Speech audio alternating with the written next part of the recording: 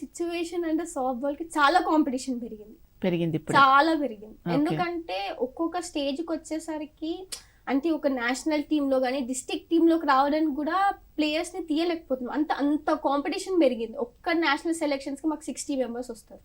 అమ్మా 60 మెంబర్స్, దాంట్లో అంత దాంట్లో నుంచి 16 మెంబర్స్ ని తీయాలి మేము. అంటే బాగా కష్టం.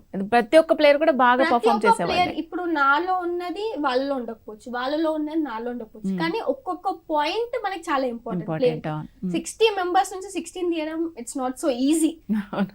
సో ఆ కాంపిటీషన్ రేంజ్ అనేది మనం తెలుసుకోవచ్చు ఎంత వరకు వచ్చిందని. ఇప్పుడు ఉమెన్ లో 60, మెన్ లో 60 అంటే 100, 120 ప్లేయర్స్ ని ఒక సెలెక్షన్ లో తీయాలంటే అది చాలా కష్టం. అవును.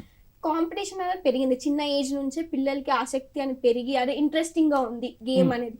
ఇప్పుడు మనకి మనోరాబాద్ తెలంగాణ క్రీడా ప్రాంగణంలో చిన్న చిన్న పిల్లలు అంటే మేము క్యాంప్స్ మాకు మోస్ట్లీ అక్కడ జరుగుతాయి అనమాట.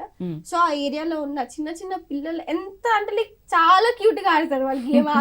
చిన్న చిన్న స్లగ్గర్స్ పట్టుకొని వాళ్ళ హిట్టింగ్ స్టైల్ కానీ బాల్ పట్టుకోవడం, ఈవెన్ అక్కడ కోచెస్ కూడా చాలా బాగా కోచ్ చేస్తారు. సో దాన్ని బట్టి ఆ చిన్న చిన్న పిల్లల్లో మనకి ఆ ఇంట్రెస్ట్ వస్తుందంటే మనం అర్థం చేసుకోవచ్చు సాఫ్ట్ బాల్ ఎక్కడి వరకు వెళ్ళింది అనేది. సో చాలా కాంపిటీషన్. ఇప్పుడు సాఫ్ట్ బాల్ అంటే అది ఏదో చిన్న గేమ్ అని కాదు, చాలా కాంపిటీషన్, చాలా పెద్ద గేమ్. ఈ ముందు రోజుల్లో క్రికెట్ కన్నా సాఫ్ట్ బాలే పెరుగుతుంది. అలా ఉంది కాంపిటీషన్.